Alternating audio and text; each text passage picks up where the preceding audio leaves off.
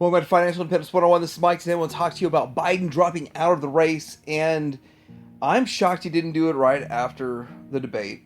I'm shocked he didn't do it even a week or two later. I'm shocked it took this long, but I think Democrats are wanting to have him go against Trump, whatever. But the problem is, Democrats, whether it is Biden, whether it's Kamala Harris, neither one of them can run on the past 3.5 years have been absolutely horrible. I'm going to go over those numbers and I'm only going to go over a few things I haven't been talking about. I'm not even going to go over the rampant inflation, the rampant tripling of energy prices, and how they plan to triple to quadruple it going forward. I'm not even getting into that. I'm just going to get into the here and the now and what's going on right now. It's going to blow your mind how bad they've done in the last 3.5 years. The last 3.5 years culminating in a horrible 2024, and I'll show all that. But what's worse is the rhetoric they're using about this. It's disgusting what they're saying, because they're not saying who's going to be the best candidate for a president who's going to do the best job for the people. They're just saying something else. I'll talk about this and more coming up. So I'm going to start with this. President Joe Biden drops out of the 2024 race. Biden, after a 5-decade career, faced a reckoning over his age and ability to defeat Trump. Now, I got to tell you this. All they ever talk about is beating Trump. They never talk about who's got the right policies, the right ideas, who's best for the job, fit for the job, who's going to be able to handle the international affairs, who's going to be able to close and secure our borders, who's going to help with the energy. No. See, if you're part of the Democrat Party, and don't say Democratic, because they don't believe in democracy at all. So if you're part of them and you're their candidate, you're their guy or gal, then you are going to literally be a puppet and get up and do exactly what they say. And it doesn't matter who it is. There could be 100,000 different candidates, and they just, as long as you could just jump in here and read the speech we prepare for you, and that's it. That's absolutely, you got to be their front person. But you're not making the decisions. Kamala won't be making the decisions. Joe Biden didn't make any decisions whatsoever. Thought I had a picture down here, part of the screenshot, but the picture was like a video that didn't load, I guess. But that's the rhetoric they put out. When you talk like this, the only thing they care about is beating Trump. They don't actually care about working for the people and doing the right thing. Their record sucks. They're not going to beat Trump with that record. All right, here's a couple other little things before we get into their record and how Trump's going to destroy them. But the president's decision upended the race and set a stage for unpredictable campaign unlike any modern times. The thing about this is that the whole Democrat Party's in disarray. You know how they were making fun of the Republican Party when they want to remove the Speaker of the House because they want single item legislation and not 72 items crammed into one bill, and it being $1 trillion. And so that was, of course, they made fun of Republicans in disarray. This is a whole different situation. They really don't care who they throw in there. As long as they got a puppet, it works. She's got 107 days to consolidate support for Democrats. President Biden on Sunday abruptly abandoned his campaign for a second term under intense pressure from fellow Democrats. 36 senators have, 36 calling for him to step down. Between senators and I think some governors even asked him to step down. To lead the party in a democratic, they don't even believe in democracy, last-minute bid to stop former President Donald J. Trump from returning to the White House. So again, none of this has anything to do. So they're going to support Harris because they think she'll beat Trump. They don't care that she has absolutely no idea what she's going to do. She hasn't done anything as vice president. Nothing at all. Give a couple of speeches that don't make any sense, what people are calling word salads. Nothing at all. She would be a terrible president. But, of course, Biden's been the worst president of my life. Found a funny YouTube comment here. Joe is going to be upset when he reads his resignation letter. Obviously, everybody knows what's going on except Joe, right? But I don't think he really made the decision himself. I think his hand was forced. And there's a lot of people out there, some news stories saying that he was upset about this, that he felt betrayed by all the 36 people telling him to step down. But it's really funny about all the different comments. When you think about this, when you read all this stuff, it's funny to hear people talk about it, but it's funny to read the comments. This isn't a laughing matter, but it kind of is. It's comical. 3.5 years of absolute tyranny from the worst president that we've ever had and the worst administration of my lifetime. So you want to bet? They're betting. There's bets on who would do the best to beat Trump or secure the presidential nomination. And we've got Kamala Harris at 82. And see, even Gavin. So Gavin has very little support, and probably because California is just not doing very well and losing people left and right. Gretchen Whitmer, I don't pay much attention to her. Hillary got 9%, and then Joe got 1. 1 point, 1 bet. 82 for Kamala. Before we get into the record of the absolute worst president, I gotta say, Trump has seen a giant surge in absolutely every aspect of this campaign for him, since the bullet just grazed him instead of actually taking him out. Well, you gotta understand that there's certain people that were betting against his company for whatever reason the Friday before the assassination attempt. And I'm just reading right here. Rothschild, BlackRock, Vanguard, Bush, and Cheney stood to gain $696 billion up to $1 trillion in profits. I mean, that's the story. I'd like to dig a little bit deeper. Look at the short list here on this. Like, nobody was shorting it from May 15th until July 12th. Jumped from a 9.89% to 70.8% on a Friday before his assassination attempt. That's a little something. We might want to look into that, right?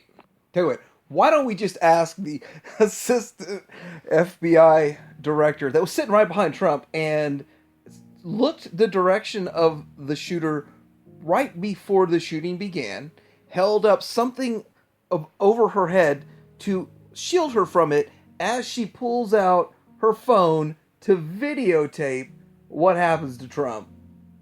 Insane.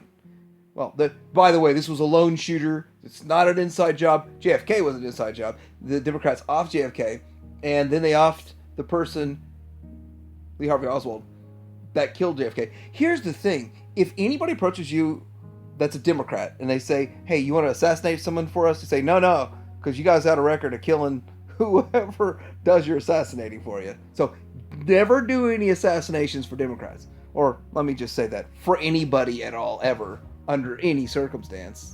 Now, if you poll just Democrats, I'm sorry, everything is just hilarious. Every one of these stories is hilarious.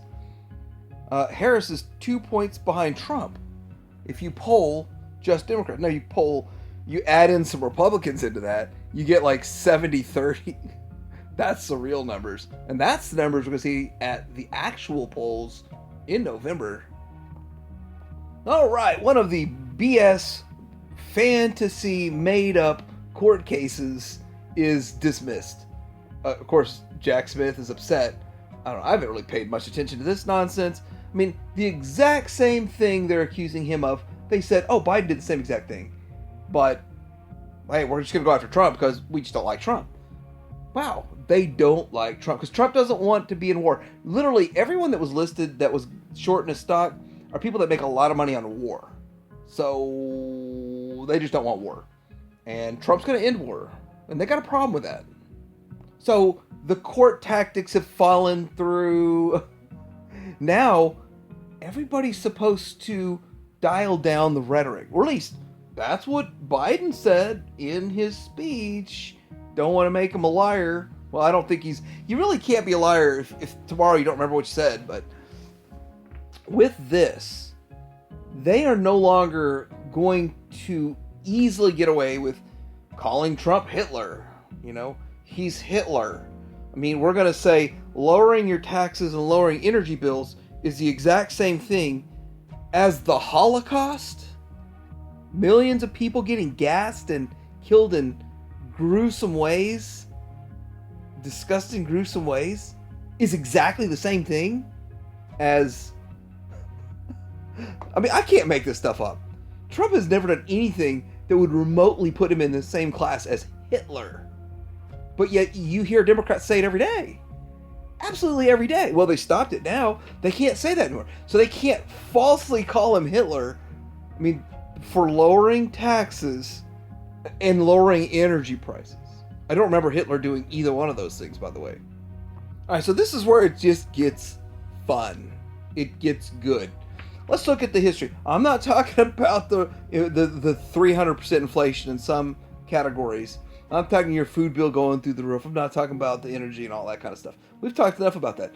We're talking about the future and going forward based on the last 3.5 years being so bad. 80% surge in store closures in 2023. So let's put it past that. Anything that happened in 2020 or by January 2021 has worked its way through the system in 18 months. We have an 18-month cycle that all the economics could be worked its way through, except for, of course, the debt's still there. That's still a burden, but it's not like the decisions that are made in 2020 and early 2021 are currently affecting 2023, aside from the fact that now taxes are going up because they're letting Trump taxes expire. 80% surge in 2023. Store closures. Bankruptcies like Bed Bath & Beyond. They closed 866 stores. Rite Aid, 335 stores. Underperforming locations. David's Bridal. Dollar General. Family Dollar. The places that are supposed to be cheap to shop can't make it. But let's get back to what's going on today. So this is another December 2023. There's over 305,000 laid off in major U.S. cuts this year. That's just 2023. Well, we're going to get into some stuff that's going on in 2024 because 2023 was huge for layoffs. 2024 isn't over yet, and it's way bigger than this. Way bigger than this. Let's look at the list here. Company layoffs. Okay. Now this is the tip. The tip. I'm going to show you the whole sausage here in just a second. You're going to see the whole sausage in one shot, and it's going to put it all to you. But GoPuff, whoever that is, lay off 6% of their workforce in May 2024. Let's look down through here. Walmart lays off several hundred workers, laid off several hundred. They've thousands laid off, and they closed a lot of the stores. They couldn't relocate all of them. Bristol Myers, 6% of the workforce. Just going right down this, a lot of layoffs right now. Disney, 15 employees laid off. I mean, some of this is small. Then you got Sprint Airlines, 260. Now let's go to the next one. We've got another page of all of this, and 100% of the workforce. 100%. Phantom Auto, 100% of the workforce. Unilever, 7,500 employees. Stellantis, 400. Just going right down this. 900 employees for Sony PlayStation lays off 900 employees February. Lots of layoffs. This is what the Democrats have done with our economy. IBM layoffs, unknown percent. 10% of the workforce, 16% of the workforce. We'll see some more bigger numbers. But if every single place is laying off because the economy is so bad, it's a sign. We are in a depression. But the real depression, when it gets so bad that everybody has to admit it, it's going to be pretty bad.